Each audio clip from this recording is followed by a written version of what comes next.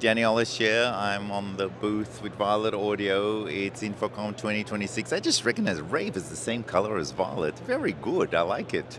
So we're running here a couple of SSL UF8s connected to the dMix 128 with the free software that's available to download. So we can be flying between our fader interfaces. We can set OGs on faders as well. We can do that directly on the screen here and go between all our parameters straight from any controller. So basically, this software converts any MIDI controller to run directly with the dMix 128 very, very quickly. MCU MIDI plus assigning would learn to any command. The software allows us also to create custom GUIs directly. There's an MCP server built into the mixer, and you can bring up an AI program like Claude and type in plain English what you want it to see on the screen, and you'll get that within a minute or so.